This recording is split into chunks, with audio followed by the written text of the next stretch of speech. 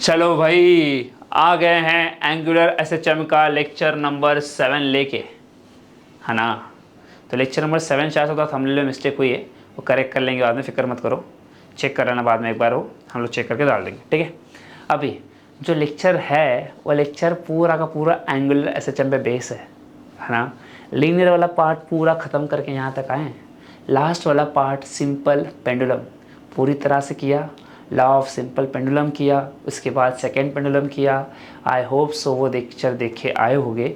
अब वो पार्ट और ये पार्ट टोटली अनरिलेटेड है, कोई दिक्कत नहीं है, समझ में तो ये पार्ट आएगा ही, पर एसएचएम वाला पार्ट देखना पड़ेगा लेक्चर 1 और लेक्चर 2 में, एक बार देख के आना तो ये पार्ट पूरी तरह से क्लियर हो जाएगा। थोड़ा 80% तक थोड़ा डाउट आ सकता है इस चीज़ में, क्योंकि एंगुलर वाला पार्ट है। लीनियर वाला पार्ट को कोई दिक्कत नहीं है, अब चीज़ घूमेगी, स्टेट बढ़ेगी, आगे पीछे नहीं करेगी, चीज़ घूम के करेगी, तो वो ध्यान से देखना पड़ेगा, ठीक है। तो स्टार्ट करते हैं। ये क्या हो गया, स्टार्ट होते ओके, कुछ हुआ नहीं है, बस हो गया है, ठीक है। चल यार चल, फर्स्ट पेज लास्ट टाइम का अगर दिखा दूं तो किया था सिंपल पेंडुलम। सिंपल पेंडुलम का अपन लिखा था टाइम पीरियड, तो टाइम पीरियड फॉर्मूला था 2 pi under root of L by g. अरे भाई तो 1 मिनट, मैंने लास्ट से तुम्हें एक सम कहा था, वो सम चेक किया बुक में? चेक किया था, अरे मैंने कमेंट देखा भी था, सॉरी भूल गया, सॉरी, दिखा था n is equals to 1/2 pi और ये under root g by l, है ना। तो यही चीज़ तुम्हारी है, ये टाइम पीरियड है, ये फ्रीक्वेंसी है, ये प्रूफ किया था। इसके बाद 3 लॉ थे, वो लॉ ये था प्रोपोर्शनल टू एल, ये एक लॉ, प्रोपोर्शनल टू 1/√g, ये एक लॉ, मास पे डिपेंड नहीं करता, उसके बाद एम्पलीट्यूड पे डिपेंड नहीं करता, हो गए 4 लॉ। यही लॉ 3 मास के लिए पूछता है। सेकेंड पेंडुलम का अगर याद होगा तो L इज इक्वल्स टू आएगा g/π², ये था उसका सेकेंड पेंडुलम का लेंथ। ये सारी बातें हमने लास्ट लेक्चर करके यहाँ तक आए हैं। अब जो शुरू होने वाला है वो शुरू होने वाला है एंगुलर पार्ट। किसका आएगा? एंगुलर का। उसका डिफरेंशियल इक्वेशन भी लिखाना पड़ेगा, तो देखते हैं, कोई दिक्कत नहीं है। इसकी बात करने से पहले स्टार्ट करते हैं यहाँ पे। तो लिखते हैं तुम्हारे लिए हेडिंग, तो हेडिंग चाहता हूँ कि थोड़ा अलग कलर में लिखूँ, इसमें लिखता हूँ, थोड़ा सा तो रहे। ये आएगा तुम्हारे पास, चलो यार,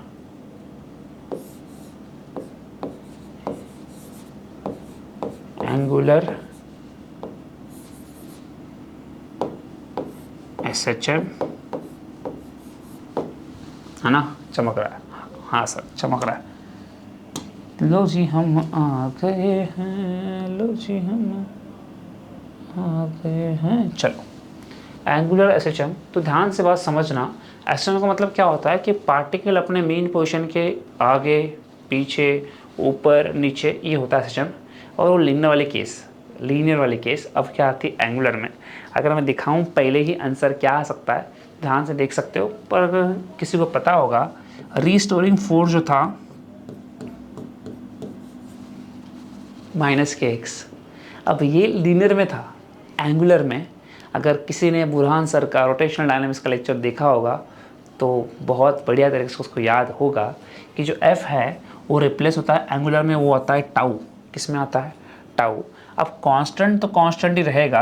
अब कांस्टेंट को नाम यहाँ क्या देंगे वो दिखाऊंगा बाद में। मान लो कि मैंने फिलहाल के लिए c दे दिया ऐसे ही।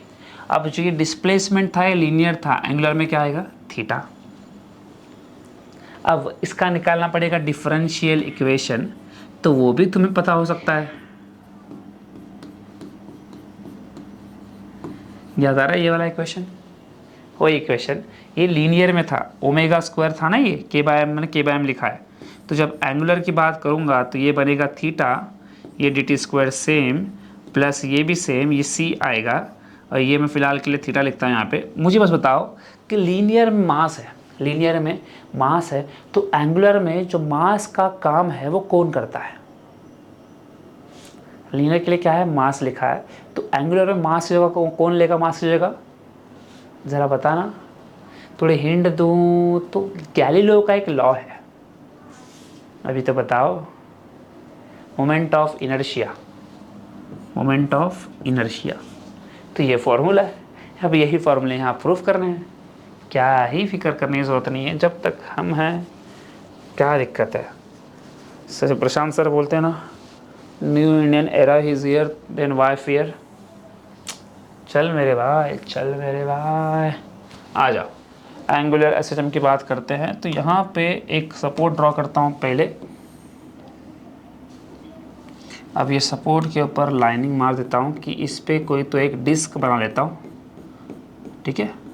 अब इसका सपोर्ट से लेके यहाँ पे कोई तो एक लाइन ड्रॉ कर लेता हूँ, ठीक है। अब इसके आसपास एक डिस्क ड्रॉ करता हूँ,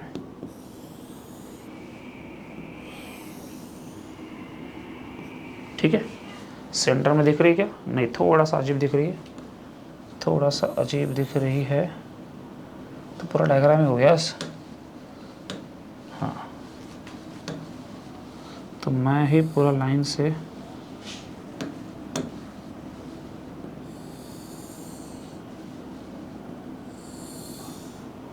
चलो, आई होप सो मुझे इतनी कहानी समझ में आ जाएगी, इतनी कहानी समझ आ जाएगी। तो ये डिस्क बना दिया है। अब डिस्क का सेंटर दिख ही रहा होगा, आई होप। चल कोई दिक्कत नहीं, इसको ही पूरा कॉपी करके मैं दांत चिपका सकता हूँ कोने में, ये कोने में आ सकता है। ये आ गया सेंटर में, लो भाई, बस है, खुशी खुशी मान लो, ठीक है। अब सेंटर है, दिखाता हूँ क्या है। ये डिस्क का सेंटर है, ध्यान से चेक करना पड़ेगा क्या है। अगर मैं दिखाऊँ इसका रियल लाइफ एग्जांपल तो रियल एग्जांपल दिखा सकता हूँ, कोई करने वाली बात नहीं, तुम लोग रियल एग्री कर लोगे। मान लो कि एक झूला होता है, झूला, ये झूला है। अब झूले पे कोई पर्सन बैठा है, पर्सन अजीब है, कुछ लोग अजीब बहुत होते हैं। अब झूला ऐसे झूलने के लिए होता है, कुछ लोग उस पर बैठते हैं, उसको ऐसे गोल गोल गोल गोल गोल गोल घुमाते हैं, गोल गोल घुमाने के बाद छोड़ देते हैं। और छोड़ने के बाद होता क्या है कि झूला ऐसे वापस आता है, पूरा वापस आएगा, फिर ऐसे वापस जाता है, फिर ऐसे वापस आता है, फिर ऐसे वापस आता है, फिर ऐसे वापस जाता है। तो ये कर क्या रहा है? मेन पोजीशन के आगे पीछे मूव कर रहा है। तो ये होता है एंगुलर एसएचएम, चमकाना, वही सीन है। तब क्या सीन है कि यार इस तरफ एक टॉर्क लग रहा था, जो टॉर्क लग रहा था वो घुमाने के लिए मैंने एक टॉर्क लगाया है, वो टॉर्क मान लो टाउ है ना। जब घुमाने के लिए मुझे उसको यहाँ से लेके जो यहाँ था, ये पकड़ लो, ये पॉइंट को इमेजिन करते चलो, ये पॉइंट को पकड़ते हैं। तो ये पॉइंट को जब यहाँ से लेके यहाँ तक लेके आऊँगा तो कुछ तो ये डिस्प्लेसमेंट कर रहा है। इस बार ये डिस्प्लेसमेंट कर रहा है थीटा, इनकी ये एंगुलर की बात करेंगे, लीनियर की नहीं। अब खुद जवाब देना, अगर ये टॉर्क जो लगेगा, ये टॉर्क लगाऊंगा तो उसका जो डिस्प्लेसमेंट होगा वो कम होगा, और जो बाहर की तरफ घूम के आएगा वो टॉर्क तुम्हारा रहेगा रिस्टोरिंग टॉर्क, क्योंकि वो खुद का खुद घूम के आ रहा है, हमने तो कुछ किया नहीं था। अब जितना फोर्स से तुम टॉर्क लगाओगे उतने ही टॉर्क से वापस आएगा। अब खुद दिमाग लगाना कि जो टॉर्क लग रहा है, अगर ये टॉर्क कम तो जो एंगल बनेगा वो कम, अगर एंगल कम तो रिस्टोरिंग टॉर्क भी कम लगेगा। अगर ये टॉर्क मैंने बढ़ा दिया, टॉर्क और बढ़ा दिया, टॉर्क बढ़ा दिया, तो जो एंगल है ज़्यादा बढ़ेगा ना। अगर बहुत दूर चला गया तो जो वापस आएगा वो भी तो टॉर्क ज़्यादा लगेगा। लॉजिक समझो कि ये टॉर्क, दो टॉर्क सेम ही होते हैं। अब ये टॉर्क कम तो एंगुलर डिस्प्लेसमेंट कम, टॉर्क ज़्यादा तो एंगुलर डिस्प्लेसमेंट ज़्यादा। ऑफ कोर्स बात है, अगर मैं कर दूं तो ये थीटा पूरा यहाँ तक कवर कर जाएगा। तो डायरेक्टली या इन्वर्सली, टॉर्क कम तो डिस्प्लेसमेंट कम, टॉर्क ज़्यादा तो डिस्प्लेसमेंट ज़्यादा। तो यहाँ समझ में क्या आता है कि जो टॉर्क है, रिस्टोरिंग टॉर्क है, वो डायरेक्टली प्रोपोर्शनल टू थीटा है। तो इसी स्टेटमेंट को पहले लिखते हैं, उसके बाद सॉल्व करते हैं। Restoring torque is directly proportional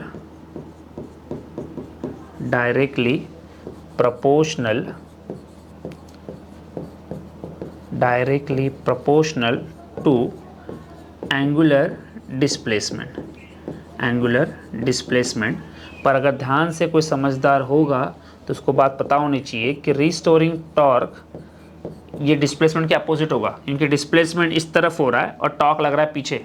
कहा ना झूले वाले केस में झूला आगे जा रहा है, रिस्टोरिंग टॉर्क कहाँ लेके आ रहा है? पीछे। तो डिस्प्लेसमेंट इस तरफ करोगे तो टॉर्क कहाँ लग रहा है? पीछे की तरफ।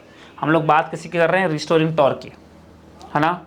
उसके बाद रिस्टोरिंग टॉर्क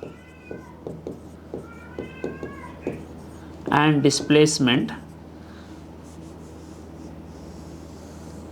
लिखता हूँ इन opposite direction, in opposite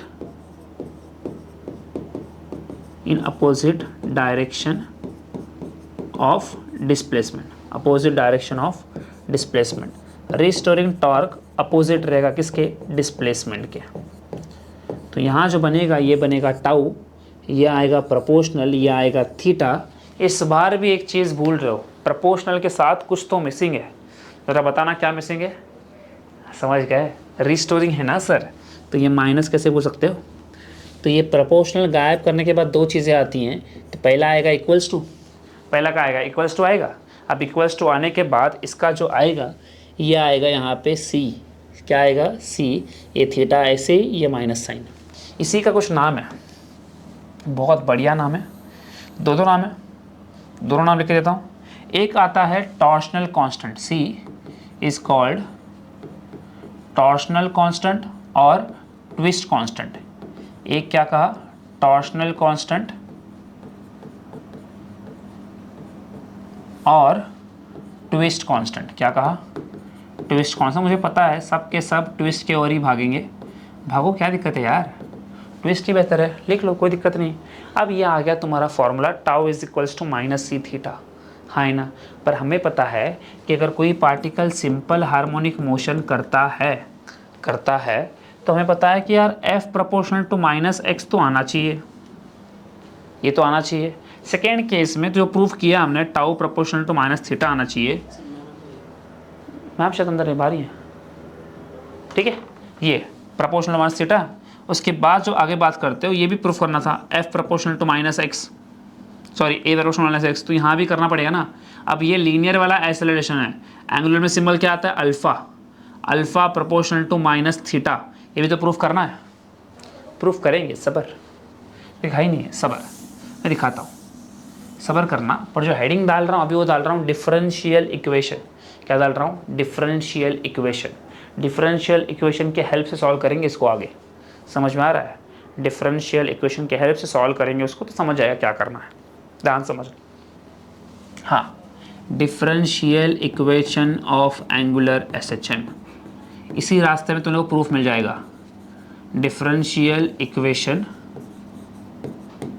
of angular SHM, इसलिए तुम्हारे बुक में उसने रिस्टोरिंग फोर्स भी लिखा है और वो एंगुलर एक्सेलरेशन भी लिखा है, दोनों लिखा है। रिस्टोरिंग फोर्स और angular SHM is direct proportional to angular displacement and up in opposite direction, इतना लिखा है। अब शुरू करते हैं। Tau is equals to restoring force, restoring torque is directly proportional to angular displacement, is directly proportional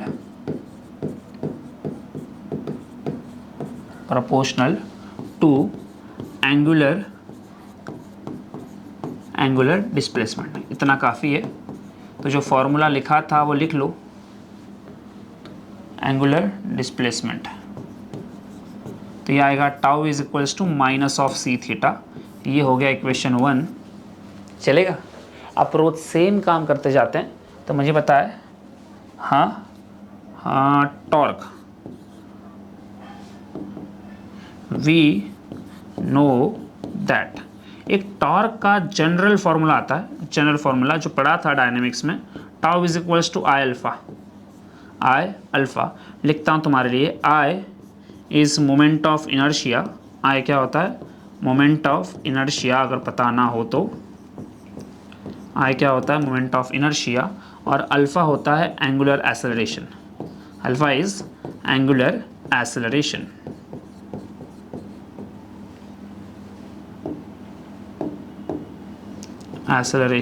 angular acceleration, ठीक है। अब ये हो गया इक्वेशन 2 मान लो। फ्रॉम 1 and 2 लिख लो, फ्रॉम 1 and 2 कंपेयर कर लोगे।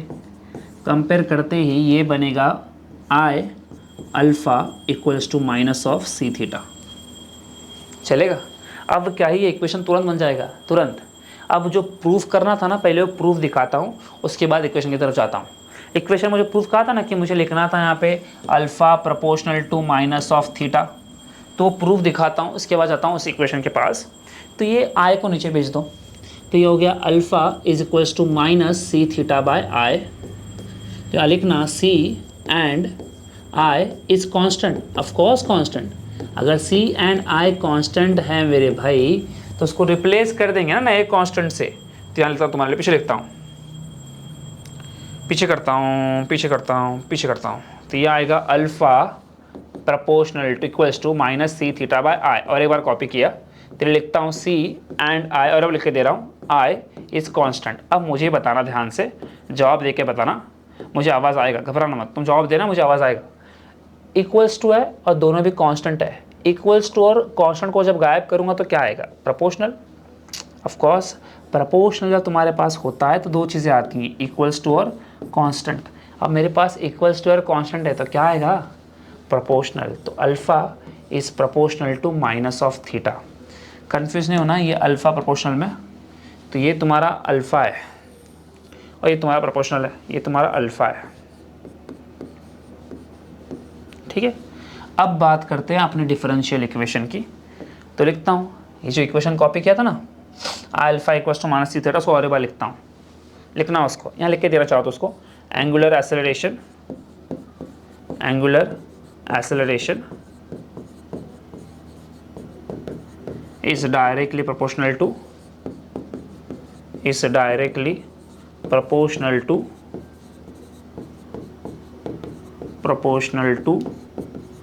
angular displacement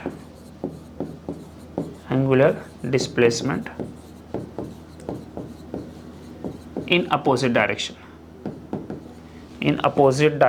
of angular displacement, in opposite direction of angular displacement. वही लास्ट की डेफिनेशन कॉपी की है, बस जहाँ जहाँ टॉर्क था वहाँ आ गया है एक्सेलरेशन। ठीक है, कॉपी कर लो। फॉर्मूला जो लिखा था I alpha equals to minus of C theta, minus C theta इस तरफ लेके आओ तो ये आएगा I alpha plus C theta equals to 0। अब निकालना है इसका डिफरेंशियल इक्वेशन, तो आराम से निकाल सकते हो, तुम्हें पता होना चाहिए। यहाँ पे मैं दिखाता हूँ कैसे बनेगा। कुछ नहीं करना है, अल्फ़ा क्या है? एक्सेलरेशन। अल्फ़ा क्या है? Angular acceleration, angular acceleration. तो मैं अल्फ़ा ढूंढूंगा और यहाँ पुट कर दूंगा। एक्सेलरेशन इज़ वेलोसिटी का डेरिवेटिव अपॉन टाइम, पर ये एंगुलर है तो ये भी आएगा एंगुलर। हाँ, उसके बाद ओमेगा इज़ डिस्प्लेसमेंट का डेरिवेटिव अपॉन टाइम, तो डिस्प्लेसमेंट भी एंगुलर आएगा तो थीटा आएगा। अब यही ओमेगा पुट कर दो यहाँ पे, तो जो बनेगा वो तुम्हारा अल्फ़ा रहेगा। ये आ गया alpha D by D T copy, और ओमेगा की जगह पे आ गया D theta by d T. तो ये आ गया अल्फ़ा, ये हो गया d square theta by d t square. कोई थोड़ा स्मार्ट रहेगा तो उसको पता होगा डिस्प्लेसमेंट का डबल डेरिवेटिव क्या होता है? एक्सेलरेशन। क्या होता है? एक्सेलरेशन। तो ये अल्फ़ा हो गया, अल्फ़ा पुट कर दो, तो ये आ गया, इसको बोलते हैं equation 1। Put alpha in equation 1, तो क्या ही बचा? ये आया आई, ये आ गया d square theta by d t square, और ये plus C theta equals to 0। अगर करना है तो होल डिवाइड बाय आई कर दो तो भी चलेगा, पर तुम्हारे बुक में यहीं पे स्टॉप किया गया है। अगर तुम्हें आगे वो मैच करना है तो मैच कर दो, डिवाइड बाय आई कर दो, divide by I both side. ठीक है, जैसे ही आई से डिवाइड करोगे तो यहाँ का आई गायब हो जाएगा और यहाँ आ जाएगा सी बाय आई थीटा, और यहाँ 0 बाय आई तो 0 ही होगा। और ये तुम्हारा लास्ट का इक्वेशन लिख के दिखा देना उसको। चलो समझ गए, ये खेल ख़त्म। डिफरेंशियल इक्वेशन भी हो गया, सब कुछ हो गया। बताओ यार, कोई दिक्कत है क्या?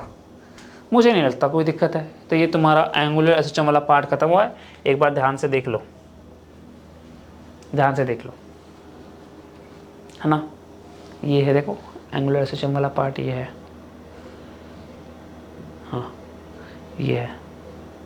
स्टार्ट यहाँ से है और एंड यहीं पर है। तुरंत दोनों क्वेश्चन हुए हैं। एंगुलर सिस्टम बोला तो यहाँ से लेके यहाँ तक लिखना, डिफरेंशियल इक्वेशन बोला तो ये यहाँ से लेके उठाना, वहाँ से लेके, और वहाँ से लेके ये वाला पार्ट बीच का गायब करो, चल जाएगा। डायरेक्ट यहाँ शुरू कर देना। ये हो गया डिफरेंशियल इक्वेशन, ख़त्म। अब जो बचता है इसके अंदर जो टॉपिक है वो है magnet vibrating in uniform magnetic field. Magnet vibrating in uniform magnetic field. तो मैंने पहले ही कहा, अगर उसकी बात थोड़ी सी कर ले तो अपने पास एक टॉपिक है मैग्नेटिक मटेरियल। क्या है? Magnetic material. तो मैग्नेटिक मटेरियल के अंदर इस पूरे का जो क्वेश्चन अभी करने वाले हैं उसका पूरा डिटेल डेरिवेशन मिलेगा, पूरा सेम, कुछ भी चेंज नहीं। जो ये फॉर्मूला आएगा वो फॉर्मूला वहाँ भी आएगा, कुछ चेंज नहीं आएगा, सब कुछ सेम रहेगा। इसको करना पड़ेगा। पर ध्यान से एक बात पहले सीख लेते हैं यहाँ बेसिक्स के लिए।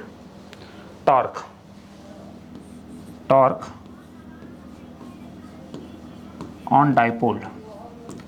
टॉर्क ऑन डाइपोल ये मैंने इलेक्ट्रोस्टैटिक में सिखाया था, तो सबको याद होगा। Tau is equals to p E sine theta, है ना। इसमें जो P था वो था इलेक्ट्रिक डाइपोल मोमेंट। क्या था?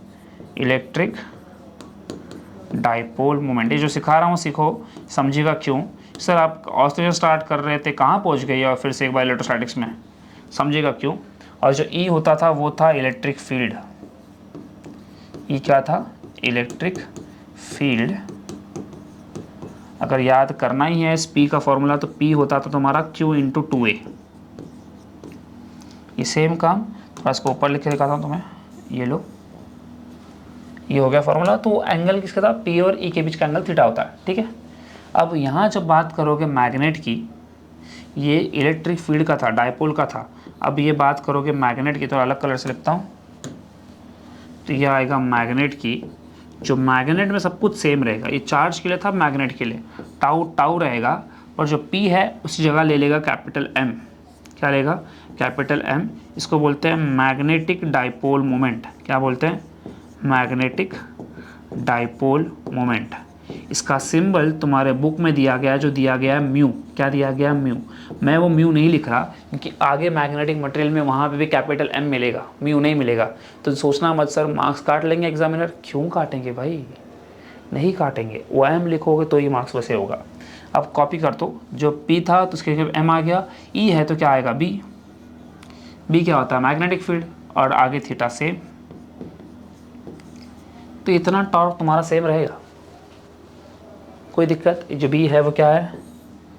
Magnetic field. तो ये टॉर्क याद रहेगा तो बहुत मज़ा आएगा, करने में कोई दिक्कत नहीं आएगी। Magnetic field. अब जो आगे B है, जो M का फॉर्मूला आएगा वो पता होना चाहिए। M का जो फॉर्मूला बनेगा, यहाँ क्या था? Q इंटू 2A, तो यहाँ आएगा स्मॉल m इंटू आएगा 2L। 2L क्यों? ये तुम्हारा पोल स्ट्रेंथ है। ये क्या होता है? पोल स्ट्रेंथ होता है ना, साउथ पोल नॉर्थ पोल, तो ये होता है पोल स्ट्रेंथ। और जो लिखा है ना 2L, वो मैग्नेटिक लेंथ है। क्या होता है 2L? Magnetic length. Magnetic length ये तुम्हारा होता है, ठीक है। इतनी बात हो गई है। अभी क्या ही बचा है इसमें, बताओ मुझे, कितना पार्ट हो गया है। अब जो थोड़ा सा पार्ट ये बचता है, इसमें भी तुम्हारे लिए चार्ज का भी लिख के देता हूँ ना, कि ये चार्ज है। कुछ कोई बच्चा अगर डायरेक्ट ये लेक्चर देखा समझेगा नहीं, तो ये क्या है? चार्ज है। ये तुम्हारा क्या है? लेंथ है, लेंथ है, ठीक है। तो चार्ज के बीच की लेंथ है। थोड़ा और ज़्यादा ऊपर हो गया क्या?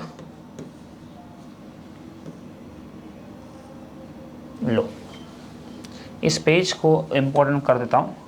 ये पेज तुम्हारे लिए बहुत बहुत इम्पोर्टेंट है, इम्पोर्टेंट है, तो इसको नहीं भूल जाना, ठीक है। अब आगे वाला केस, अब प्रूफ करना है। इसको प्रूफ करने जा रहे हैं हम लोग। अभी यहाँ लिखता हूँ मैग्नेट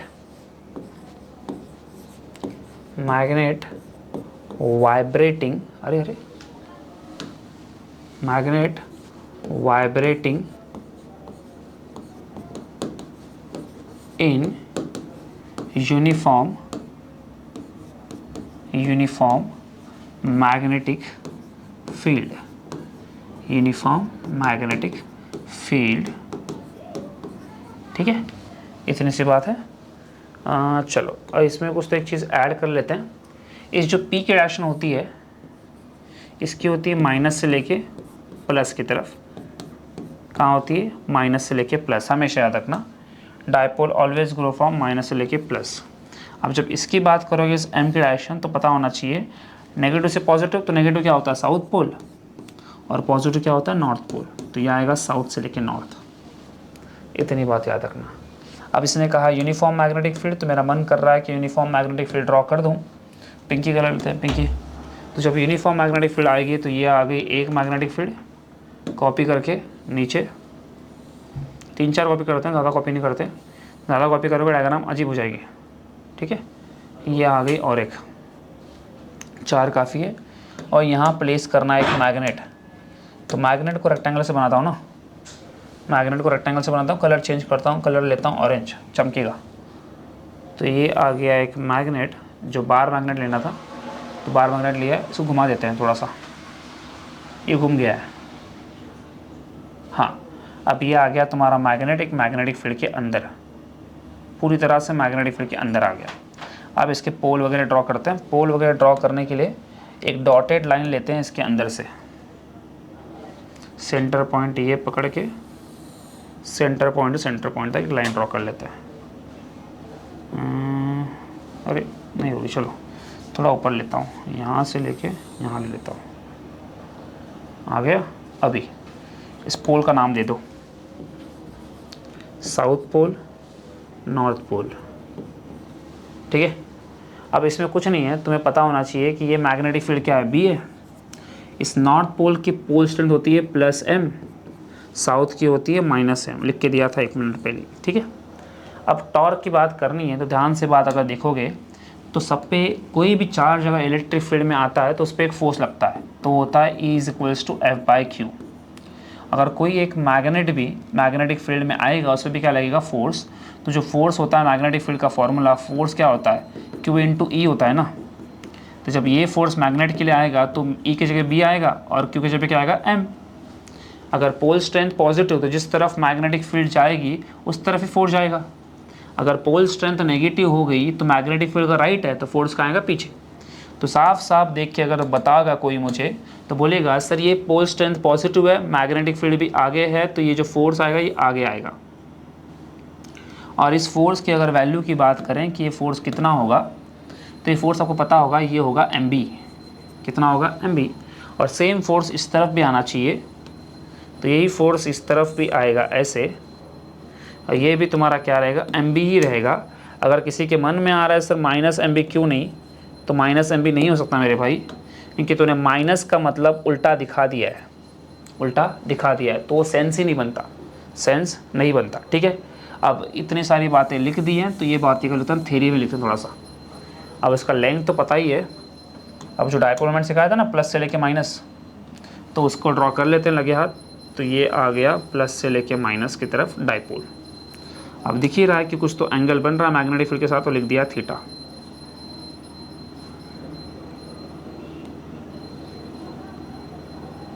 बस ये थीटा डन है। Consider a bar magnet, consider a bar magnet of length 2a, of length 2a। Length कितनी है?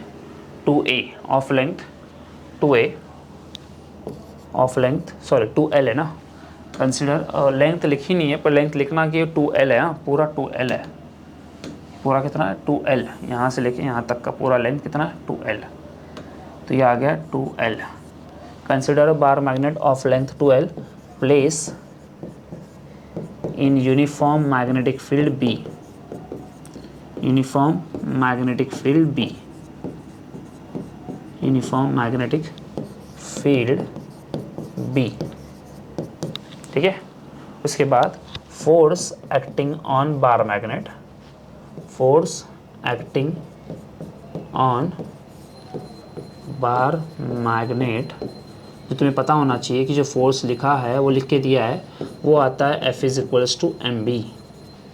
तो net force on bar magnet क्या है? 0 है ना। नेट फोर्स 0 है ना, ऑफकोर्स 0 यार, देखो ध्यान से, नेट फोर्स 0 है। तो नेट फोर्स, एक फोर्स आगे है एक फोर्स पीछे है, तो net force on bar magnet is 0। Net force on bar magnet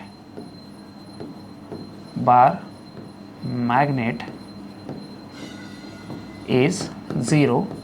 तो समझ जाना चाहिए कि टॉर्क फॉर्म हो जाएगा। टॉर्क इज जनरेटेड, हमें पता है किसी भी चीज़ पे अगर नेट फोर्स 0 होता है तो वहाँ टॉर्क बन जाता है। तो टॉर्क एक्टिंग ऑन डाइपोल का फॉर्मूला पता होना चाहिए। टॉर्क एक्टिंग ऑन डाइपोल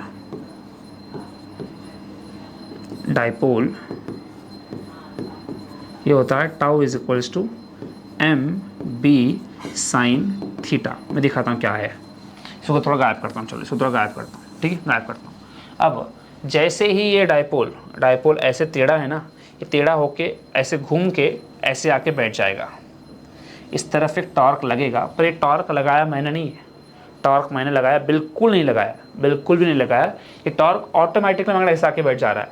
और जैसे ही ये ऐसे आके बैठ जाएगा, अगर टेढ़ा था ऐसा है, ऐसे आके बैठ गया, तो ऐसे आके बैठेगा तो अब ये नहीं घूम पाएगा, इसके नीचे नहीं आ सकता, इसके नीचे नहीं आ सकता। क्यों नहीं आ सकता तुम्हें पता होना चाहिए, क्योंकि अगर इसके ऊपर ऐसे आके बैठ गया तो इसका फोर्स आगे, इसका फोर्स पीछे। नॉर्थ पोल, सॉरी ये साउथ पोल था, साउथ पोल और ये तुम्हारा नॉर्थ पोल। इसका फोर्स आगे mb, इसका फोर्स पीछे mb। नेट फोर्स अभी भी 0 है, पर टॉर्क लगेगा नहीं। क्यों? क्योंकि फोर्स परपेंडिकुलर नहीं है, तो इस चक्कर में यहाँ फोर्स लगने वाला है ही नहीं, फोर्स 0 हो जाएगा। तो अगर इसको उल्टा घुमाना है तो उल्टा घुमाने के लिए मुझे एक एक्सटर्नल टॉर्क लगाना पड़ेगा।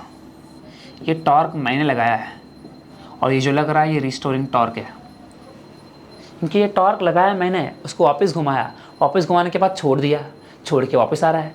मैंने तो नहीं लाया, ला कौन रहा है? ये मैग्नेट। तो यहाँ लिखना restoring torque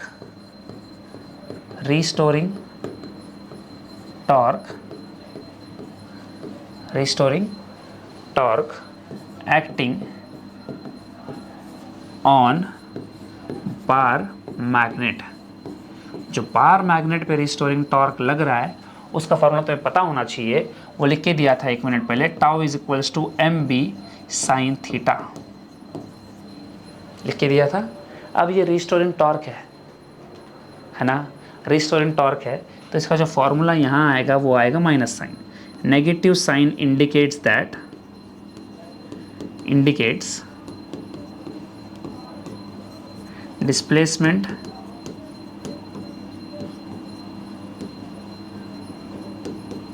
and torque both are in opposite direction. Both are in opposite direction.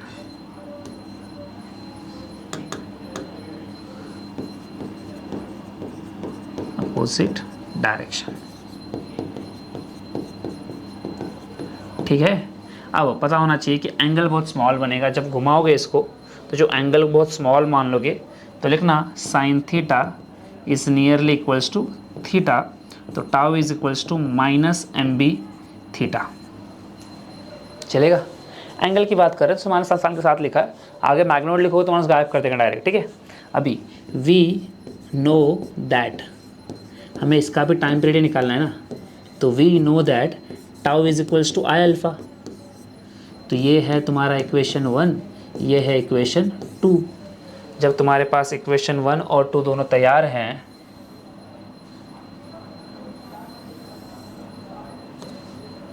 तो नेक काम में देरी क्यों करना है, दोनों कंपेयर कर दो। फ्रॉम 1 and 2 लिखो, फ्रॉम 1 and 2 लिख दो। जब 1 and 2 लिखने जाओगे तो समझदार बनोगे, यहाँ लिखोगे आई अल्फ़ा और ये हो जाएगा माइनस mb थीटा। अब फिर से एक बार वही स्टेप हम लोग करेंगे, a बाय एक्स किया था ना last time, a by x, तो यहाँ करूँगा अल्फ़ा बाय थीटा, आई जाएगा नीचे, तो आई चला गया नीचे, थीटा आ गया यहाँ पे, तो ये हो गया अल्फ़ा बाय थीटा और ये हो गया माइनस mb बाय आई।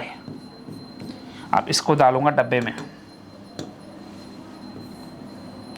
इनकी मुझे पता है निकालना क्या है, टाइम पीरियड मेरे भाई।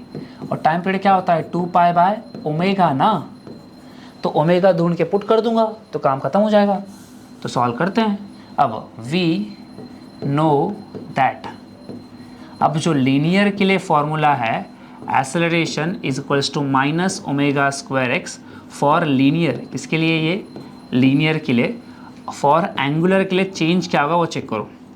एंगुलर के लिए कुछ नहीं बदलेगा, जो ए है वो बनेगा अल्फ़ा, ओमेगा तो एंगुलर ही था, ये आ जाएगा theta.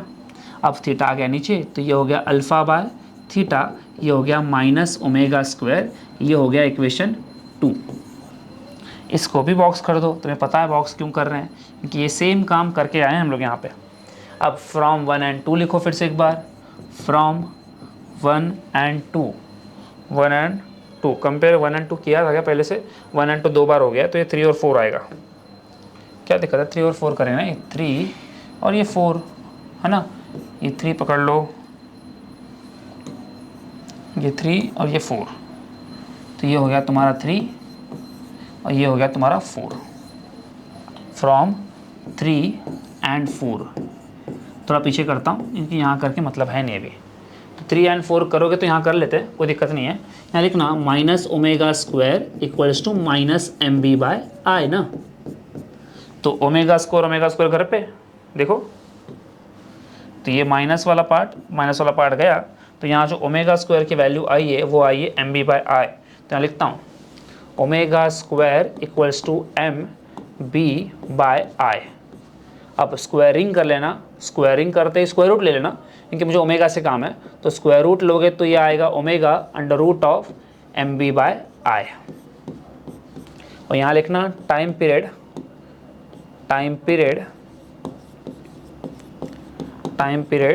Of magnet vibrating, magnet vibrating in uniform electric field, time period of magnet vibrating in uniform magnetic field, electric बोल रहा हूँ मैं, सॉरी, यूनिफॉर्म मैग्नेटिक फील्ड। तो उसका फॉर्मूला तुम्हें पता होना चाहिए, वो था T is equals to 2 pi by omega, तो ये T लिखा, ये 2 पाई लिखा और ये इसकी वैल्यू पुट कर दी, ये आ गया एम बी बाय आई। अब जाएगा ऊपर, तो जब एम बी बाय ऊपर जाएगा तो ये बन जाएगा under root of I by m b. ये आ गया टाइम पीरियड का फॉर्मूला, है ना, टाइम पीरियड फॉर्मूला आ गया। इसके बाद करना क्या है, इसके बाद तुम्हें करना होता है फ्रीक्वेंसी का फॉर्मूला, याद आ रहा है, फ्रीक्वेंसी इज रेसिप्रोकल ऑफ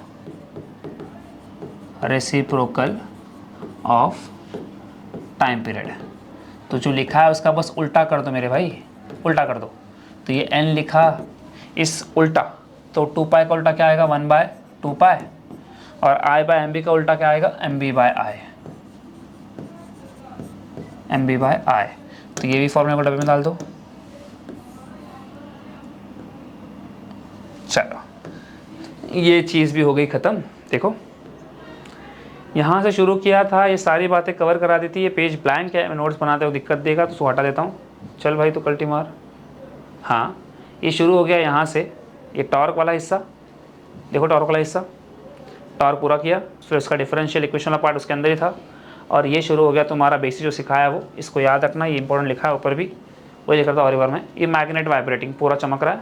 ये पूरा सेम काम तुम लोग और एक बार करोगे, पर जहाँ जहाँ एम तुम्हारे बुक में एम नहीं लिखा है उसने म्यू लिखा है, तो मार्क्स नहीं काटेंगे, सेम ही आएगा, फिक्र मत करना। ये हो गया है। अब एक ही टॉपिक बचता है तुम्हारे पास, और टॉपिक बचता है डैम्प ऑसिलेशन। क्या बचता है, डैम्प ऑसिलेशन। डैम्प ऑसिलेशन बनता है, उसके बाद तुम्हारा वो फ्री फोर्स वाइब्रेशन वो बचता है, ये एक लास्ट बचता है, ठीक है, इसके अलावा कुछ बचता है नहीं। तो करते हैं कंटिन्यू करते हैं, तो इसको ध्यान से एक बार देख लो, इस चीज़ को। चलो हेलो बच्चों, लास्ट टाइम का पूरा पार्ट कवर हो चुका था, अब जो टॉपिक बाकी था वो था डैम्प ऑसिलेशन। तो शुरू करते हैं डैम्प ऑसिलेशन को। लास्ट एक टॉपिक तुम्हारा बाकी है, वो था डैम्प ऑसिलेशन, तो डैम्प को शुरू करते हैं। लास्ट टाइम पूरा एंगुलर एसएचएम वाला पार्ट पूरा हो चुका है उसके अंदर ही। अब इसके अंदर ही तुम्हारा टॉपिक है एंगुलर और एसएचएम वाला पार्ट, हमने लास्ट टाइम पूरा कवर करा दिया है, आई होप सो याद होगा। लिखा था tau is equal to minus E theta, ये याद करा दिया है पिछले स्लाइड में। अब जो तुम्हारा टॉपिक है वो है डैम्प ऑसिलेशन। डैम्प, डैम्प, ये डैम्प मतलब वो डैम्प की बात नहीं हो रही है तो मन में आ रहा है ना, ये वो डैम्प नहीं है बाबा, संभाल के, तुम गलत जा रहे हो। डैम्प का मतलब क्या समझा देता हूं। डैम्प का मतलब क्या होता है, ध्यान से बात सुनना। तुम्हारे पास दो तरह के ऑसिलेशन आते हैं, एक आता है डैम्प, एक आता है अनडैम्प। मैं दिखाता हूं। अगर ये पेंडुलम है, पेंडुलम को मैंने छोड़ दिया, एक्सट्रीम पे छोड़ दिया, यहां से पकड़ता, यहां से गिर जा रहा है, यहां पकड़ा और छोड़ दिया, छोड़ने के बाद वापस आ रहा है, पर एक कंटिन्यूअसली ऑसिलेट करेगा। अगर डायग्राम में दिखाऊं तो शायद तुम्हें समझ आएगा। ये एक आ गया पेंडुलम, अब पेंडुलम चला गया एक्सट्रीम पे, अब पेंडुलम वापस यहां आएगा, है ना। वापस आने के बाद ये वापस उतना ही डिस्टेंस कवर नहीं कर पाएगा ना, कर पाएगा क्या, नहीं कर पाएगा ना, नहीं कर पाएगा। इसका रीजन क्या होता है कि यार ये कंटिन्यूअसली ना यहाँ पे एयर के पार्टिकल्स होते हैं, तो इस एयर के पार्टिकल्स की वजह से ना इस पे एक फोर्स लगता है, उस फोर्स को बोलते हैं ड्रैग फोर्स। ये ड्रैग फोर्स हमेशा मोशन के अगेंस्ट लगता है, मोशन के अगेंस्ट लगता है। अगर मोशन राइट होगा तो ड्रैग फोर्स लगेगा पीछे। दिखाता हूं कहां कहां लगता है। बाइक पे बैठना, बाइक पे बैठने के बाद, वहां बैठने के बाद फील करना कि जैसे बाइक स्टार्ट करेगा, स्पीड बढ़ाएगा, तो स्पीड बढ़ाते बढ़ाते तेज हवा लगेगी। तेज हवा क्या है, ड्रैग फोर्स। जितना स्पीड बढ़ाओगे उतनी तेज हवा लगेगी। तो ट्रेन में कभी ट्रैवल करोगे ना, तो ट्रैवल करते विंडो के मतलब डोर के पास बैठना, डोर के पास खड़े रहना। अब ट्रेन जब स्टार्ट हो रही है तो हवा मीठी मीठी लगती है। जैसे ट्रेन स्टार्ट होती है, धूल मिट्टी सब आ जाता है, तो वो सीन है। ट्रेन स्लो होती है ना तो ड्रैग फोर्स कम लगता है, ट्रेन फास्ट होती है ड्रैग फोर्स ज्यादा हो जाता है। अब हुआ क्या कि इसका एम्पलीट्यूड पहले इतना था, थोड़ी देर बाद इतना हो जाएगा, फिर थोड़ी देर बाद इतना हो जाएगा, फिर थोड़ा और कम, फिर थोड़ा और कम, फिर होते होते जीरो। अगर इसका एम्पलीट्यूड जीरो हो गया तो ये तुम्हारा नाम कहलाएगा, ये तुम्हारा कहलाएगा डैम्प ऑसिलेशन। जो कुछ देर बाद रुक जा रहा है वो होता है डैम्प ऑसिलेशन। और पता सबको है कि हर चीज कुछ देर बाद रुकी जानी है। अगर कोई ऐसी चीज है जो कभी रुकेगी ही नहीं, ये आया पेंडुलम, ये एक पेंडुलम यहां आया इसका एक्सट्रीम, और ये कंटिन्यूअसली अपना फॉलो कर रहा है, ना ही कुछ कम हो रहा है ना ही कुछ बढ़ रहा है, उतना ही कंटिन्यूअसली कर रहा है, तो ये तुम्हारा कहलाएगा अनडैम्प। अनडैम्प याद कैसे करना है, डैम्प का मतलब क्या है कि डिक्रीजिंग एम्पलीट्यूड, अनडैम्प का मतलब क्या है, कांस्टेंट एम्पलीट्यूड। इसका एम्पलीट्यूड ना ही बढ़ेगा ना ही कम होगा, फिक्स रहेगा। अब ये कंडीशन कहां मिल सकती है पता है, स्पेस में, क्योंकि यहां अर्थ पे तो ड्रैग फोर्स हर जगह है मेरे भाई, हर जगह है, हर जगह है, तो यहां तो कोई सीन ही नहीं है, तो कहां मिलेगा ये, स्पेस में। स्पेस में जाओगे ना, पेंडुलम को ऐसे पकड़ोगे और छोड़ दोगे तो ये कंटिन्यूअसली ऑसिलेट करता रहेगा, रुकने वाला कभी नहीं। पर अर्थ पे थोड़ी देर बाद रुक जाएगा ना, तो क्यों, क्योंकि वहां एयर के पार्टिकल्स को रोक दे रहे हैं। समझ में आ रहा है। तो हमें पढ़ना है डैम के बारे में। किसके बारे में पढ़ना है, डैम के बारे में। तो शुरू करते हैं डैम को डिटेल में शुरू करते हैं। यह आ गया तुम्हारा डैम्प ऑसिलेशन।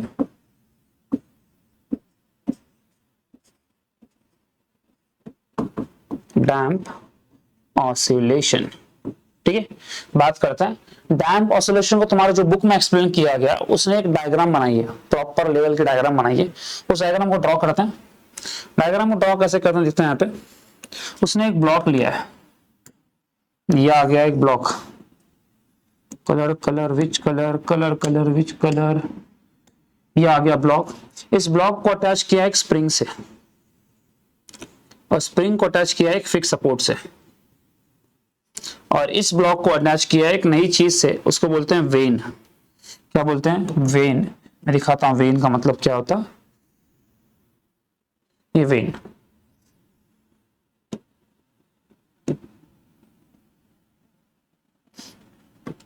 ये है वेन। लिखता हूं, ऐसे लिखता हूं। ये तुम्हारा ब्लॉक है, दिल की खता भी है क्या, ये वेन है, और ये तुम्हारा स्प्रिंग है। स्प्रिंग है तो सबको पता होगा कि स्प्रिंग में लगने वाला है रिस्टोरिंग फोर्स, ये है। और ये पूरा सेटअप डाला किया गया है कंटेनर में। कंटेनर मतलब एक पॉन्ड के अंदर है, ऐसा एक बीकर के अंदर है, बीकर के अंदर है। इस बीकर के अंदर है, बीकर में कुछ तो है, बीकर में कुछ तो है, क्या है दिखा दूं तो हाइलाइटर मेरे पास है शायद से, हाइलाइटर हाइलाइटर हाइलाइटर हाइलाइटर है, इसमें पानी है। जे दो अंबरा बरसिया पानी, मिट्टी दी खुशबू, मिट्टी दी खुशबू, ये पूरा पानी है। आई होप सो क्लियर हो गया है, ठीक है, पूरा का पूरा। ये अजीब क्यों हो गया, ठीक, ये पूरा पानी है। अब पानी है, ये वेन है। अब ध्यान से बात करते हैं क्या क्या है इसमें। अब ये पूरा सिस्टम सेटअप तो हो गया। अब सीन क्या है, इस ब्लॉक का कोई तो मेन पोजीशन है ना, कोई तो मेन पोजीशन तो है ही ब्लॉक का। तो जो ब्लॉक का मेन पोजीशन है, वो मेन पोजीशन यहाँ कहीं कोने में, मैं इसको थोड़ा ऊपर ले लेता हूँ डायग्राम को।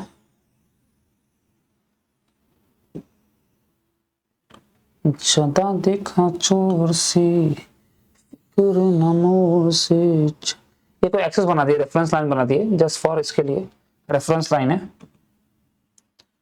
हाँ रेफरेंस लाइन है। अब ये जो ब्लॉक का मेन पोजीशन है, स्टार्टिंग पोजीशन ब्लॉक का ये है, अलग कलर से दिखाता हूँ। स्टार्टिंग पोजीशन ब्लॉक का ये है, तो फिलहाल के लिए ब्लॉक यहाँ है, ठीक है। अब जैसे ही मैंने क्या किया है कि स्प्रिंग को दबा दिया ऊपर, कंप्रेस कर दिया ऊपर। कंप्रेस करने के बाद जो ब्लॉक है, ब्लॉक जाएगा ऊपर, ब्लॉक थोड़ा ऊपर जाएगा ना। मान लेते हैं कि थोड़ा ब्लॉक यहाँ कहीं आ गया है, इस पोजीशन पे आ गया, थोड़ा ब्लॉक ऊपर आ गया है, ये ब्लॉक कहीं यहाँ आ गया। जब ब्लॉक कहीं यहाँ आएगा तो ये वेन भी कहीं यहाँ आ जाएगा, वेन भी कहीं यहाँ आ जाएगा। अब जैसे ही मैं स्प्रिंग को छोड़ दूंगा, फोर्स लगा के छोड़ दूंगा, छोड़ने के बाद जो ब्लॉक है वो फास्टली मूव करना शुरू करेगा, नीचे नीचे मूव करना शुरू करेगा। अब नीचे मूव करना शुरू करेगा तो पानी में ये जो ब्लॉक है, वेन है, अगर ब्लॉक नीचे आ रहा है तो इस ब्लॉक में एक रिस्टोरिंग फोर्स लग रहा है, और वो रिस्टोरिंग फोर्स कितना होता है हमें पता है, वो आता है F is equal to minus के एक्स, ये स्प्रिंग में लग रहा है। अब सीन क्या हो रहा है यहाँ पे देखो ध्यान से, ये ब्लॉक फास्ट नीचे आना, ये वेन जो है ना, वेन, इसको नाम देते हैं वेन, लिखा है वेन। अब बच्चे सोच रहे हैं वेन क्या होता है, तो वेन एक ऐसी बारीक सी लकड़ी है, बारीक सी पतली सी लकड़ी है, बस समझो, उसको फलक करके बोलते हैं, फलका होता है ना हल्का सा, उसको वैसा बोलते हैं, ठीक है। अब इसकी वजह से जो लग रहा है, वो जो वेलोसिटी हो रही है, इस वेन की वेलोसिटी कहाँ हो रही है, अब वेन की वेलोसिटी कहाँ है, नीचे है ना, वेन मूव कहाँ कर रहा है, नीचे लग रहा है। अब मुझे बताओ, अगर वेलोसिटी नीचे है तो इस पे एक ड्रैग फोर्स लगने वाला है, ड्रैग फोर्स। अब ड्रैग फोर्स कहाँ लगता है, वेलोसिटी के अगेंस्ट, पर वो जो ड्रैग फोर्स लगता है वो लगता है एयर में। अब पानी में एक फोर्स आता है, उसको बोलते हैं विस्कस फोर्स। क्या आता है, विस्कस फोर्स, ये आता है पानी में। तो ये, अब ये विस्कस फोर्स लगने वाला, ये लगने वाला ऊपर है ना, तो ये आएगा एफ वी, लॉजिकल बात है, तो ये एफ वी है। और सिंपल अगर बात क्लियर करें, इस डायग्राम को लिखते हैं थ्योरी में, जो लिखा है छाप, थ्योरी में छापते हैं, थोड़ा सा छाप लेते हैं कि क्या लिखा हो उसको, ये क्या सीन है, ठीक है। तो थ्योरी में छाप लेते हैं, हाँ चलो, तो थ्योरी में छाप लेते हैं। थ्योरी में छापना क्या है, लिखना तो है, consider consider a block, consider a block of mass m, of mass m, attach to a spring and block is connected with vein, connected with vein का मतलब लिखते लाइट वेट ऑब्जेक्ट, ठीक है, वेन, ठीक है। Whole setup, whole system performing simple harmonic motion, हाँ है ना, करेगा ना ये ऊपर नीचे मूव करेगा, और पानी की वजह से जा नहीं पाएगा। Whole system performing simple harmonic motion, कोई दिक्कत, इतनी बात हो गई। अब यहां लिखते हैं restoring force acting on spring या block, restoring force, restoring force acting on block। इस ब्लॉक पे एक रिस्टोरिंग फोर्स लग ही रहा है, वो पड़ा था, वो था F is equals to minus के एक्स। तो इस स्प्रिंग के वजह से यहाँ पे K लिखता हूं, ठीक है। तो ये मान लेते हैं कि तुम्हारा फोर्स आ गया, ठीक है। अब यहाँ पे समझ में क्या आ रहा है कि velocity of vane is directly proportional to viscous force, क्योंकि जितना कम वेलोसिटी उतना ज्यादा नहीं, उतना कम विस्कस फोर्स ही आएगा। जितना फास्ट वेलोसिटी उतना ज्यादा विस्कस फोर्स आएगा। जितनी स्लो ट्रेन उतना ड्रैग फोर्स कम, जितनी फास्ट ट्रेन उतना ड्रैग फोर्स ज्यादा। तो यहां पे क्या होता है, velocity of vane is directly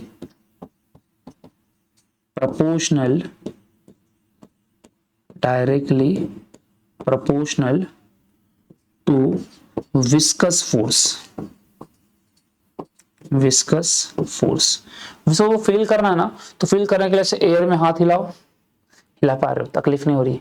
पानी में हाथ हिलाओगे तकलीफ देगी, तो ये तुम्हारा विस्कस फोर्स है, मोशन के अगेंस्ट। हनी में हाथ डालोगे और तकलीफ देगी, वो है viscous force.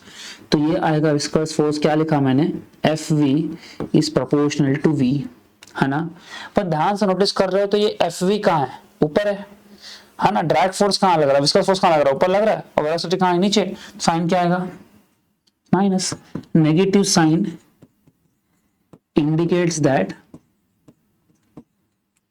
indicates that both are in opposite direction।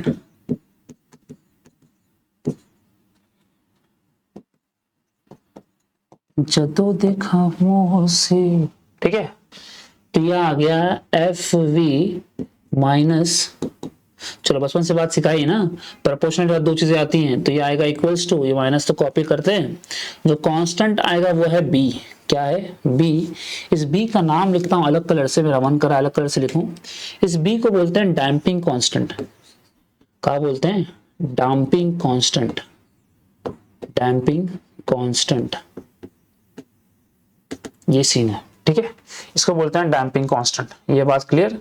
अब आगे वाली बात, डैम्पिंग कांस्टेंट लिख दिया है तो अभी कुछ नहीं करना, जो लिखी हुई बात को प्रूफ तो कर लिया है अभी। अब मुझे बताओ इस ऑब्जेक्ट का वेलोसिटी कहाँ है, नीचे है, तो एक्सेलरेशन भी कहाँ आएगा, नीचे ही आएगा। तो लिखा एक्सेलरेशन। इस ऑब्जेक्ट पर नेट फोर्स कितना लग रहा है लिखते हैं, इस ऑब्जेक्ट पर नेट फोर्स कितना वो लिखते हैं, net force acting on when, net force acting on when.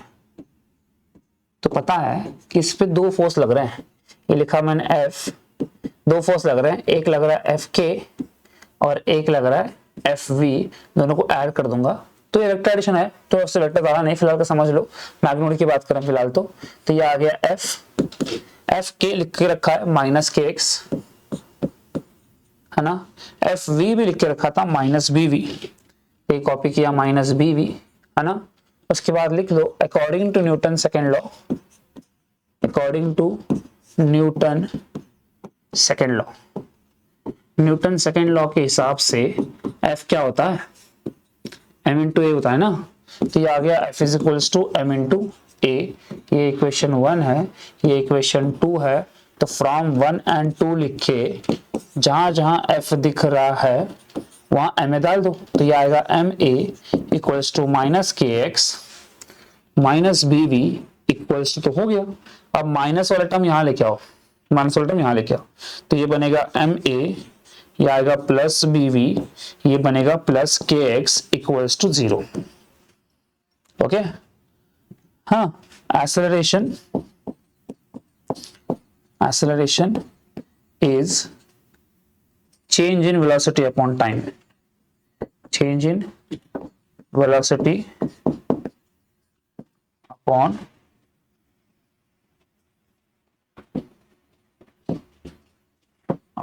time। तो ये a बनेगा dv by dt, है ना, और v पता होता है कि जो v होता है वो होता है dx बाय dt।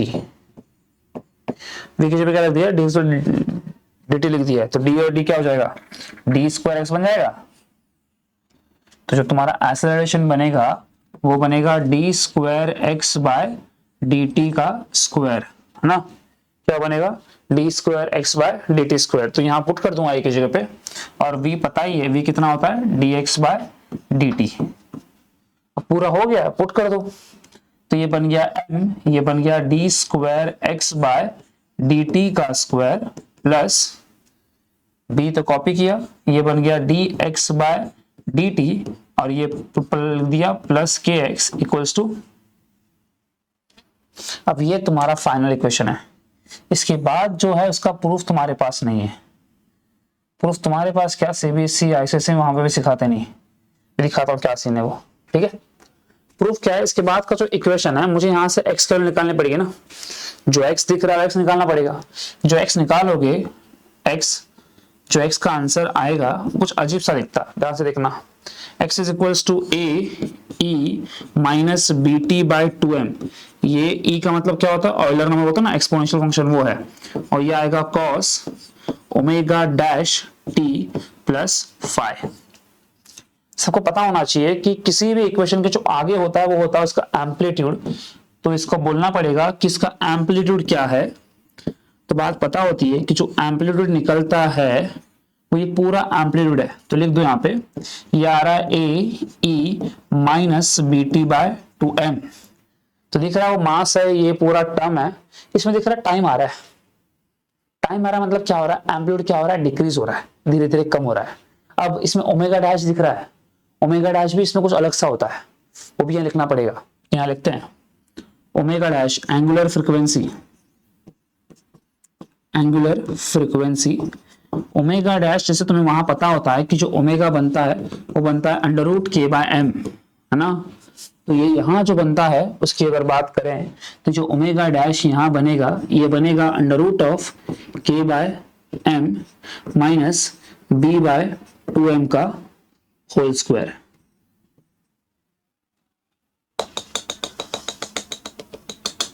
समझ में आ रहा है, ये है ठीक। अब इसके बाद की कुछ थोड़ी सी बात तो है नहीं, यही फाइनल आंसर एंड यही है, इसके बाद कुछ नहीं है। इसका जो ग्राफ बनता है ना, वो ग्राफ अगर जानना है तो ग्राफ कैसे बनता है, इसका एम्पलीट्यूड कम हो रहा है ना, तो जो ग्राफ बनेगा नोटिस करोगे, अगर ये चीज है, ऐसा चीज है, तो अगर इसका एम्पलीट्यूड पहले इतना था तो धीरे धीरे धीरे धीरे इसका एम्पलीट्यूड क्या हो जाएगा, कम हो जाएगा, हो जाएगा 0 पे। ये होगा तुम्हारा डैम्प वाला केस, एम्पलीट्यूड 0 होगा, तो ये तुम्हारा डैम्प है, डैम्प ऑसिलेशन है ये। जब अनडैम्प की बात करोगे तो अनडैम्प में तो एम्पलीट्यूड कम ही नहीं होगा ना, कंटिन्यूअसली बढ़ते जाएगा। तो तुम्हारे बुक में डायग्राम दी गई है, वो डायग्राम दोनों को जोड़ा गया है बस, और कुछ नया नहीं है, समझे। ये तुम्हारा स्टार्ट से लेकर एंड तक डैम्प था, स्टार्ट से लेकर एंड तक ये डैम्प था, इतना पूरा तुम्हारा डैम्प है ये वाला, यहाँ का पोर्शन से लेके यहाँ का पोर्शन तक। आई होप सो डायग्राम समझ में आ गई है।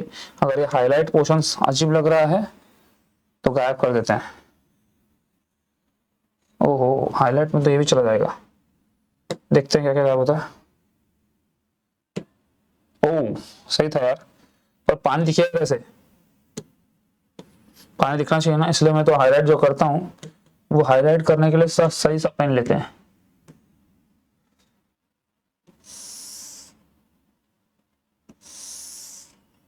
अब शायद से हाईलाइट सही लग रहा है।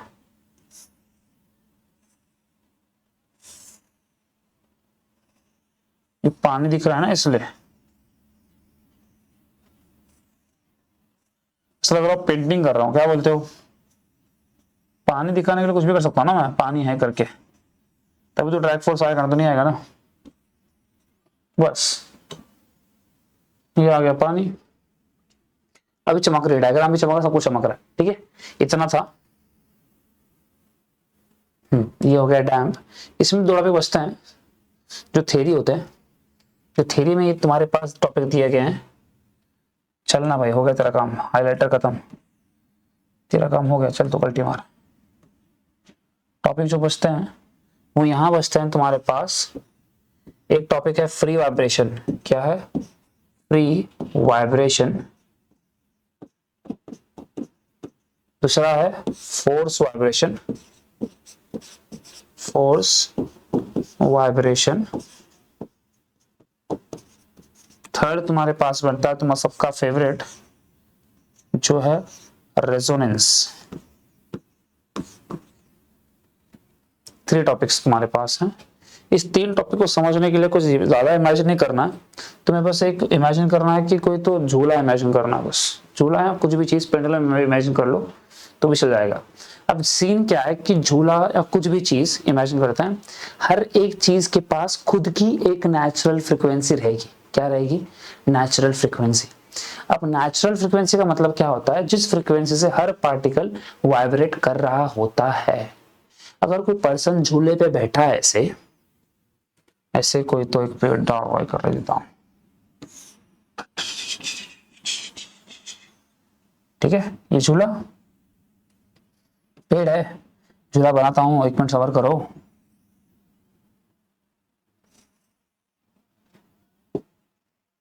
ठीक है, डायग्राम पे मत जाना, फील पे जाना मेरे भाई। पेड़ ब्लू कैसे हो गया पूछना नहीं बाद में। ये झूला पकड़ लेते हैं, ठीक है, ये झूला नॉर्मल सा एग्जांपल की बात करते हैं कि मान लो कि यहाँ कोई तो है जिसका नाम लेते हैं, ये मान लो अमन है, और यहाँ कोई तो है जिसका नाम मान लेते हैं तन्मय है।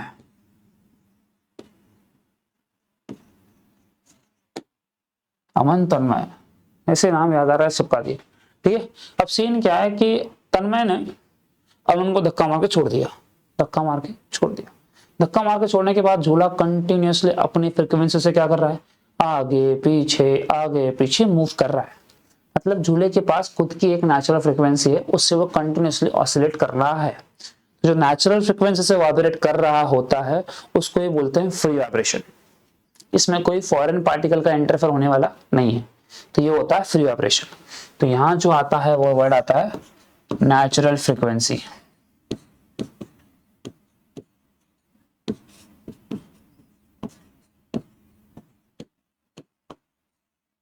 ठीक है, इसके बाद अब तन्मय को एक टास्क दिया है, तन्मय को टास्क दिया है, तन्मय तो झूले का जो अमन बैठा है उस अमन को इतना ऊपर लेके जा कि उसका एम्पलीट्यूड क्या हो जाए मैक्सिमम, उसका जो अपोजिशन है वो क्या हो जाए मिनिमम। अब तन्मय क्या कर रहा है? झूले को धक्का दे रहा है। तो अब तन्मय क्या बन गया है? सोर्स बन गया है, और सोर्स अपनी झूले को नेचुरल फ्रीक्वेंसी के अगेंस्ट या उसके सपोर्ट में कुछ काम कर रहा है। तो जो फोर्स आता है ना, ये आता है सोर्स की वजह से। जो एक्सटर्नल पार्टिकल उसमें आएगा ना, तो वो तुम्हारा रहेगा सोर्स। ये सोर्स टास्क क्या दिया गया ऐसे, ये जो धक्का दे रहा है तो वो टास्क उसका वो है, धक्का दे रहा है। अब इसको टास्क ये दिया था कि यार धक्का ऐसा दे कि एम्पलीट्यूड क्या हो जाए मैक्सिमम, झूला मैक्स टर्म्स ऊपर जाए और उसका जो अपोजिशन है ना पीछे आने का वो कम हो जाए। अब इसका कुछ टाइम पीरियड है, मान लो टाइम पीरियड 10 सेकेंड है। इसका टाइम पीरियड मान लो झूले का जो टाइम पीरियड है वो टाइम पीरियड कुछ पता नहीं कितना है, 10 सेकंड पकड़ लेते हैं इसका, ठीक है। अब सीन क्या किया कि इस झूले का टाइम पीरियड 10 सेकंड है, इस तन्मय का 10 सेकंड है, इसका टाइम पीरियड चेक करते हैं क्या है। अब ये जो तन्मय है वो हर 10 सेकंड में धक्का दे रहा है, हर 10 सेकंड में धक्का दे रहा है, ठीक है। अब मान लो कि इसका टाइम पीरियड भी 10 सेकंड है, तो ये सोर्स है और नेचुरल है, दोनों का टाइम पीरियड पकड़ा है। ये तन्मय अपना टाइम पीरियड बढ़ा रहा है, बार-बार बदल रहा है। इसका टाइम पीरियड 10 सेकंड सेट कर दिया मैंने, 10 सेकंड सेट हो गया। इसका टाइम पीरियड बढ़ा रहा हूं, कम कर रहा हूं, बार-बार मेरे हाथ में ना, वो तो मैं कुछ भी कर सकता हूं, ठीक है। 10 सेकंड झूले का टाइम पीरियड है। अब जैसे झूला ऊपर जाएगा नीचे आएगा, तो उसको ऊपर जाके नीचे आने में 10 सेकंड लगा हो गया, फ्री मान लो एग्जांपल के लिए, ठीक है। अब तन्मय ने क्या किया, इसने जो टाइम सेट किया इससे सेट कर दिया 5 सेकंड पे, खुद को सेट किया इसने 5 सेकंड पे। अब सीन क्या हो रहा है कि ऊपर जा रहा है, मीन पे आ रहा है, फिर ऊपर जा रहा है, फिर मीन पे आ रहा है, ये पूरा 10 सेकंड में हो रहा है। अब तन्मय धक्का दे रहा है 5 सेकंड पे, जो 5 सेकंड पे धक्का दे रहा है इसका मतलब क्या हो रहा है पता है? कि वो बीच में आ जा रहा है, अगर यहां धक्का देगा जो जान लगा तो झूला मैक्सिमम पे नहीं पहुंच पाएगा, पॉसिबल नहीं है ना। तो ये तो गया हाथ से। अब उसने दिमाग लगाया 15 सेकंड, 15 सेकंड में जब जाओगे तो 15 सेकंड में तो झूला 10 सेकंड में तो यहाँ पहुंच चुका था, है ना, यहाँ पास में, तो एग्जैक्टली ऊपर जाने वाला है ना, फिर यहाँ आने वाला है, फिर यहाँ जाने वाला है। तो मान लो कि जब 15 सेकंड पहुंचेगा तो झूला कहीं यहाँ रहेगा एक्सट्रीम पॉइंट पे, तो अब तो उस पर पैर पे लग जाएगी, पॉसिबल है नहीं। तो दिमाग क्या लगाया इसने टाइम पीरियड सेट कर 10 सेकंड में सेट कर दिया। कहाँ सेट किया? 10 सेकंड पे। अब सोर्स तन्मय और नेचुरल अमन, दोनों का टाइम पीरियड क्या होगा? सेम।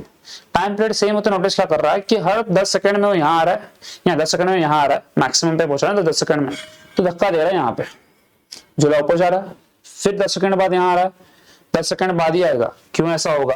क्योंकि फॉर्मूला होता है पेंडुलम का, वो होता है 2π√L/g। कभी नहीं सोचना कि अगर धक्का दे दूंगा तो उसका टाइम पीरियड बढ़ जाएगा। लेंथ और जी पे डिपेंड कर रहा है, झूले की लेंथ थोड़ी बदली मैंने, धक्का कितना भी जोर से दूं तो वो 10 सेकंड में ही जाएगा ऊपर, 10 सेकंड में ही नीचे आएगा। ऐसा नहीं होगा कि 15 सेकंड स्पीड धक्का जोर से दे दिया तो जल्दी जाएगा जल्दी आएगा, ना, उतना टाइम पीरियड रहेगा। ठीक है, तो धक्का जोर से देने के बाद ज्यादा ऊपर जाएगा जरूर, पर 10 सेकंड में वापस आएगा। अब फिर धक्का जोर से दूंगा उसी वक्त पे और ऊपर जाएगा। इसमें हो क्या रहा है? एम्पलीट्यूड क्या हो गया? मैक्सिमम। एम्पलीट्यूड का मतलब क्या है? जो पार्टिकल मेन पोजीशन से लेके मैक्स टू मैक्स कितना डिस्प्लेसमेंट कर रहा है, ये होता है एम्पलीट्यूड। अब एम्पलीट्यूड खुद क्या हो गया? मैक्सिमम, है ना। पर ये कब होता है? रेजोनेंस कंडीशन में। और रेजोनेंस कब बनती है? जब source equals to source equals to natural. जब सोर्स फ्रीक्वेंसी नेचुरल के बराबर हो गई, या उल्टा बोल रहा हूं, नेचुरल सोर्स के बराबर हो गई तो तुम्हारा काम खत्म। तो क्या हो जाएगा? Amplitude maximum.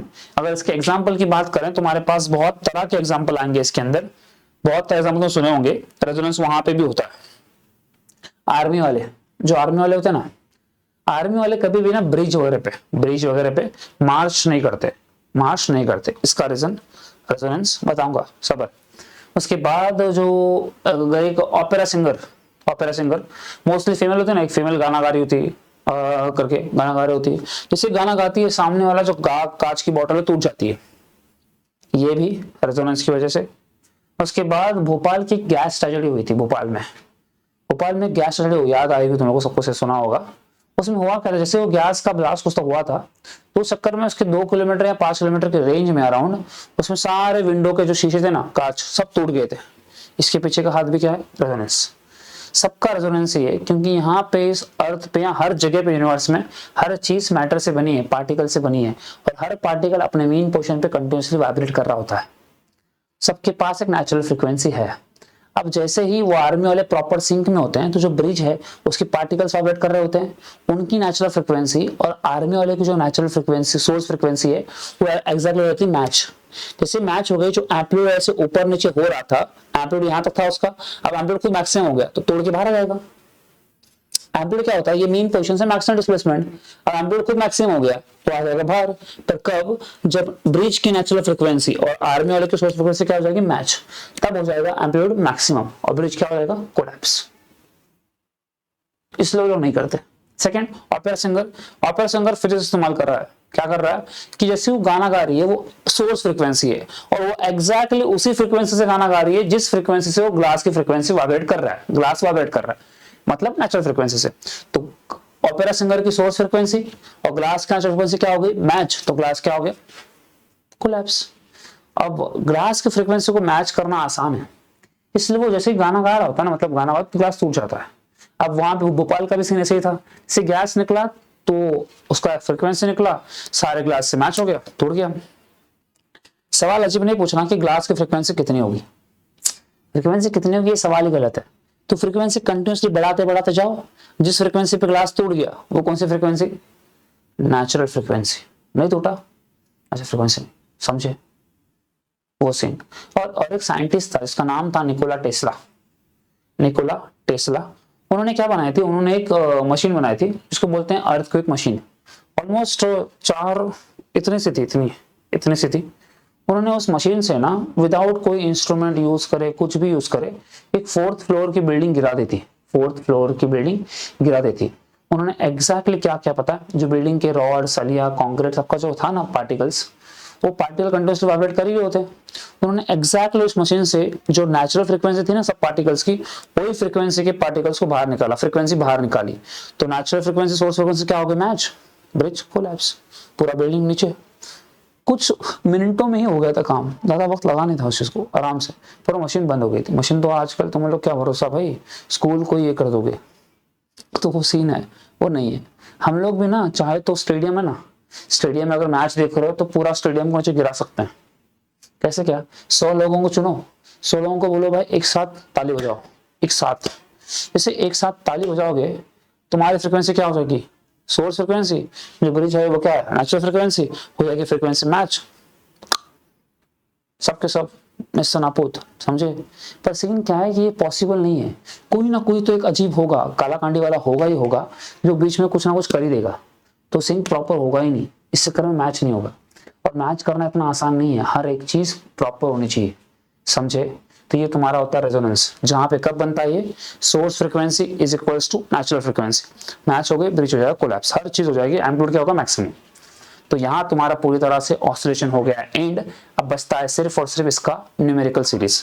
तो न्यूमेरिकल सीरीज जल्द ही मिलते हैं, कुछ भी डाउट रहा बता देना, जो भी लेक्चर में डाउट रहा कमेंट कर देना, सारे कमेंट का तुम्हें रिप्लाई मिलता रहेगा। बहुत बहुत शुक्रिया, मिलते हैं नेक्स्ट लेक्चर में, चलो मिलते हैं।